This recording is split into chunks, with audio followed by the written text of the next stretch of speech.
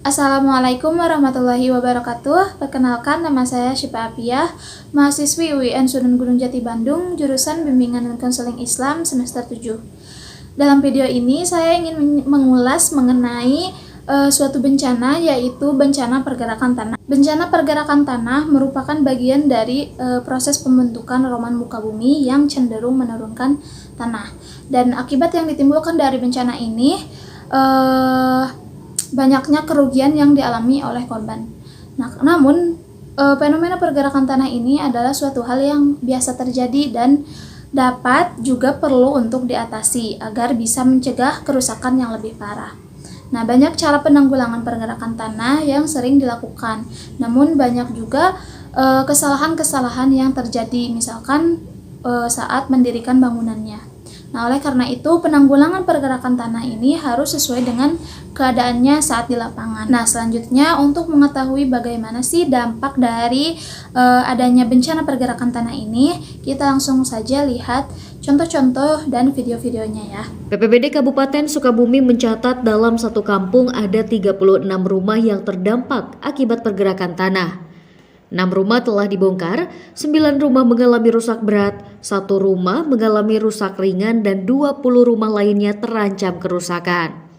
Sejumlah rumah warga dilaporkan rusak akibat peristiwa ini. Warga pun telah memindahkan perabotan mereka untuk meminimalisasi dampak pergerakan tanah. Detik-detik saat sebuah bangunan rumah milik warga ambruk akibat pergerakan tanah yang mengakibatkan longsor di Kampung Sindang Laut, Desa Batu Lawang, Kecamatan Cipanas, Kabupaten Cianjur, Jawa Barat. Desa Bojongkoneng, Kecamatan Babakan Madang, Kabupaten Bogor, Jawa Barat, belum ditangani secara optimal. Warga menyebut belum ada upaya perbaikan ataupun evakuasi dari pemerintah. Nah, jika dilihat dari contoh-contoh dan video-video yang tadi, kita bisa lihat ya bahwa bencana ini sangat merugikan gitu bagi masyarakat, bagi korban khususnya. Nah, selanjutnya saya juga sudah mewawancarai salah satu masyarakat yang terdampak oleh bencana pergerakan tanah ini. Kita lihat langsung, kita coba dengar langsung ya teman-teman. Pergerakan tanah di Desa Lingamanik, Kampung Lingamanik, ini sudah menyebabkan kerusakan yang cukup berarti, diantaranya rumah retak-retak, jalan banyak yang anjlok, kemudian kolam sawah juga banyak yang rusak. Tentu ini satu fenomena yang mesti dihadapi, kalau bisa diatasi sehingga bencana pergerakan tanah ini tidak berlanjut atau tidak berdampak terlalu besar terhadap penduduk atau masyarakat yang ada di Desa Lingamanik. Hal itu tentu bisa dilakukan oleh seluruh pihak masyarakat, bahkan mungkin pihak pemerintah yang lebih berperan. Bagaimana sekali lagi agar bencana ini tidak terlalu berdampak pada masyarakat. Mungkin itu jawaban awal tentang apa penyebab dari timbulnya retak-retak di rumah dan jalan serta kolam dan sawah di yang dilakukan sementara ini masih bersifat parsial. Maksudnya tiap-tiap orang sesuai dengan kerusakannya, umpamanya rumahnya retak-retak, rumahnya diperbaiki, walaupun itu tidak menjamin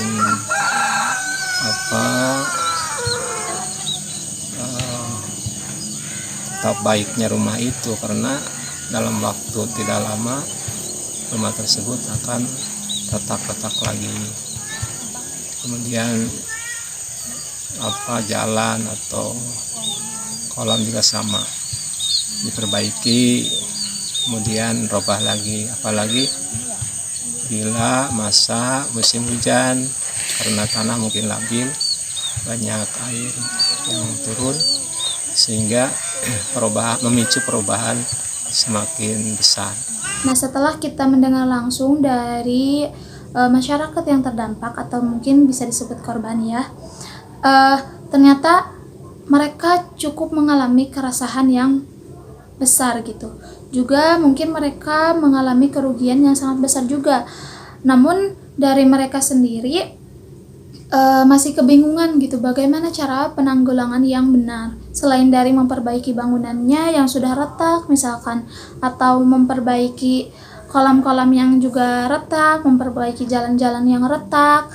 Nah, mereka masih kurang kapasitas mengenai hal itu. Nah, jadi akan saya ulas bagaimana penanggulangan yang benar dan pencegahannya juga dari bencana pergerakan tanah ini.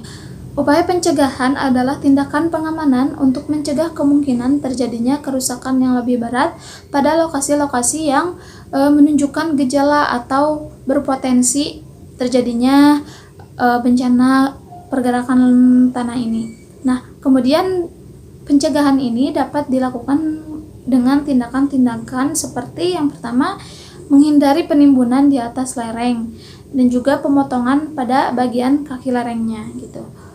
Yang kedua, kita juga bisa mencegah terjadinya penggerusan sungai yang akan mengganggu kemantapan lereng. Yang pertama bisa dengan check dam atau penggerusan vertikal secara vertikal gitu ya.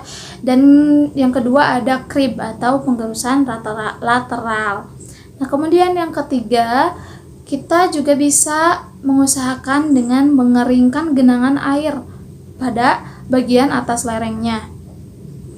Yang keempat, kita juga bisa menutup atau meratakan lekukan-lekukan yang memungkinkan terjadinya genangan di atas lereng itu.